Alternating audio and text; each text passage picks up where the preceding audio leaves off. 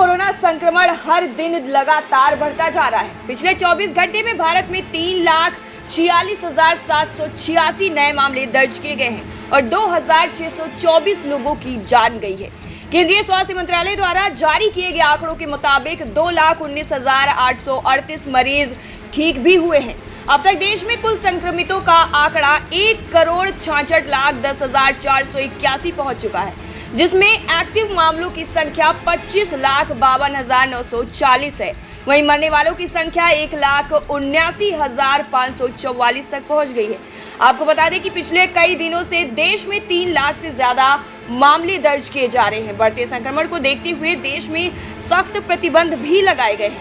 एक तरफ भारत जहां कोरोना संकट का सामना कर रहा है, वहीं इससे बचने के लिए टीकाकरण अभियान भी अब तेजी से चल रहा है। ज्यादा से ज्यादा लोगों को टीका लगवाने के लिए प्रेरित किया जा रहा है। देश में कोरोना के खिलाफ शुरू हुए टीकाकरण अभियान के तहत अब तक 13,83,79,832 वैक्सीनेशन किए जा चुके हैं।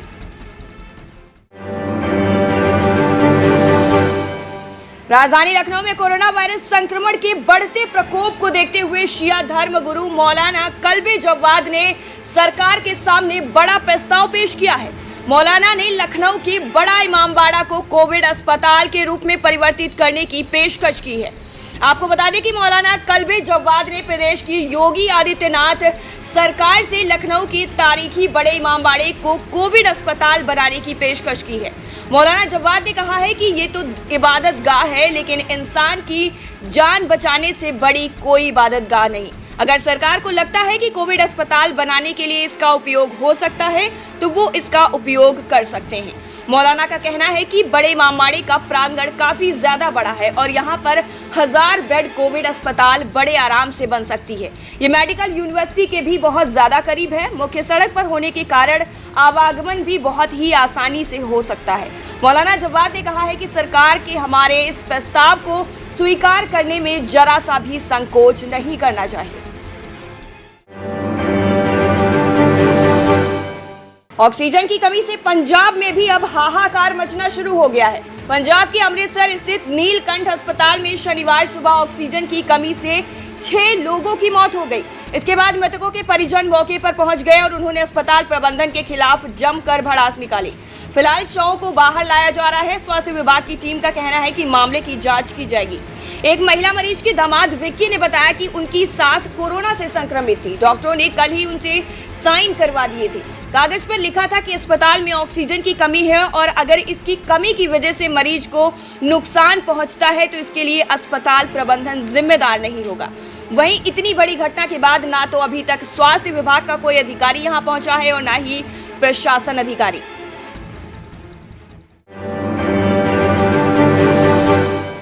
कोरोना वायरस संक्रमण के बढ़ते मामलों के बीच दिल्ली से अब तक की बड़ी खबर आ रही है। दिल्ली के नामी अस्पताल में जयपुर गोल्डन में फिलहाल 1 से 1.5 घंटे की ही ऑक्सीजन बची हुई है। अस्पताल प्रबंधन के मुताबिक यहां पर 200 से ज्यादा कोरोना पीड़ित भर्ती हैं। हमने ऑक्सीजन की कमी के चलते 20 लोगों को खो दिया है। ऑक्सीजन की कमी के चलते 20 मरीजों ने अपनी जान गंवा दी है, जबकि यहां पर भर्ती अन्य मरीजों की जान अब आफत में पड़ चुकी है क्योंकि ऑक्सीजन लगातार कम होती जा रही है। इधर दिल्ली एनसीआर के अस्पतालों में भी शनिवार को ऑक्सीजन खत्म होने या फिर खत्म होने की कगार जैसी खबरें लगातार सामने आ रही हैं। मिली जानकारी के मुताबिक राजधानी के नामी गंगाराम अस्पताल में 1 घंटे से कम समय के लिए ही ऑक्सीजन बची हुई है। उधर सरोज अस्पताल प्रबंधन की ओर से भी कहा गया है कि ऑक्सीजन की कमी के चलते हम अस्पताल में मरीजों को भर्ती करना बंद कर रहे हैं। इसके साथ ही हम मरीजों को अस्पताल से भी डिस्चार्ज कर रहे हैं।